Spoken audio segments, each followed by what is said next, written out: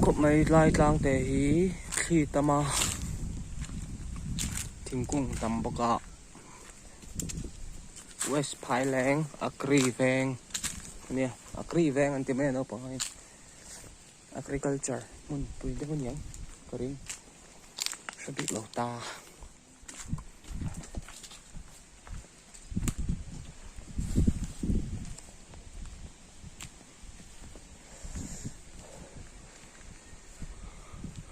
tiếng cái hell chuột rồi này mày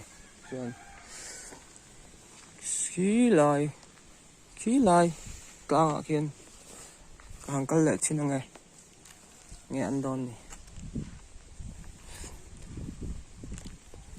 mối khóc mày mối tụi con này mối tật nó khóc smile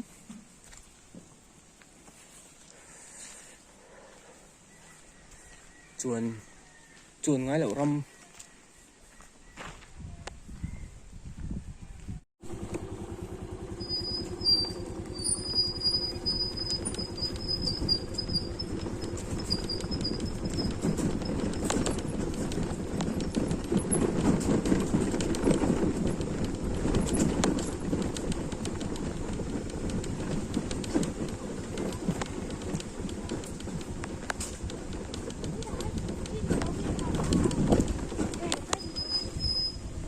like a tree house nở đâu mày mà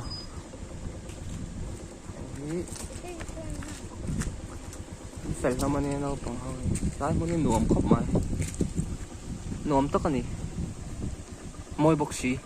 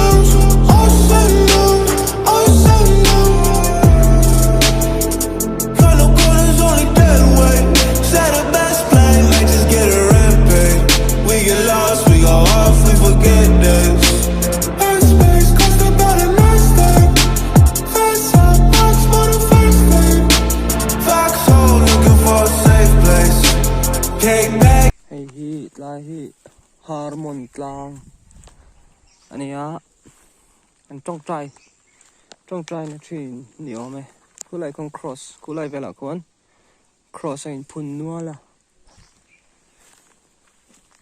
cứ lại về ITI anh nhiều mày anh xây đàn in gì á explore về đi mong nuông về mong cái hiện chính cường bục khá rất mày ôm ạ so nice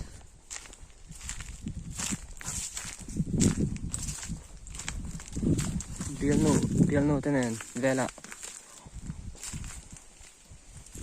biệt thứ đi hành lần về niệm niệm non ý tầm khóc ải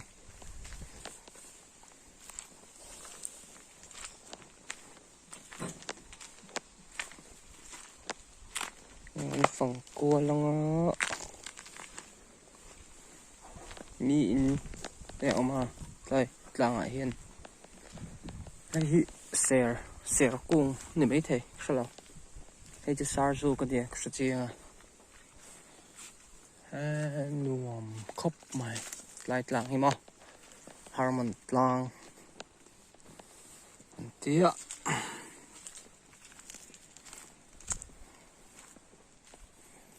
lại anh lùng phun thà nó này mà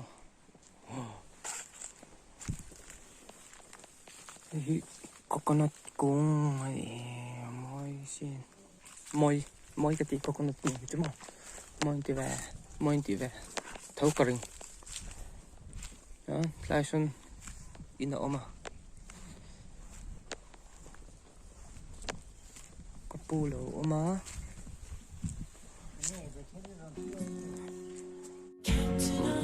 lại hiện cà pu ha cà pu lỗ ha ama ateng nia kor klak tong kor klak asa tiêu này tiêu mồm nó kor klak nó cần lệ tông nghe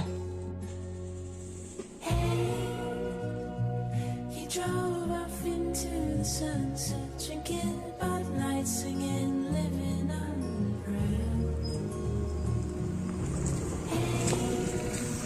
When all his childhood dreams get put to rest, maybe in another life we'll get somewhere. But in the end, we all burn out like cigarettes.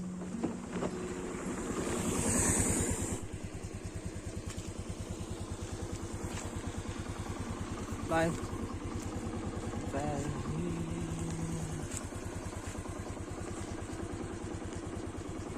Anh đùa khóc mày.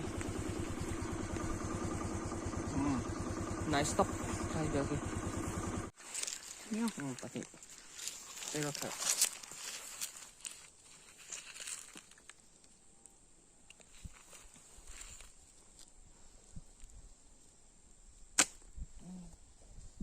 Thật chứ kìa. Thì không mà sao. Ê. Heti zong ka West Phaileng ka kala agriculture veng ka vatlo na well nia editing ni ka kala thiam vak lo le thalak an vel poi ka thiam vak lo hay ka han ti ve chin mai mai ni ka lo me lom lu tu ke bye bye.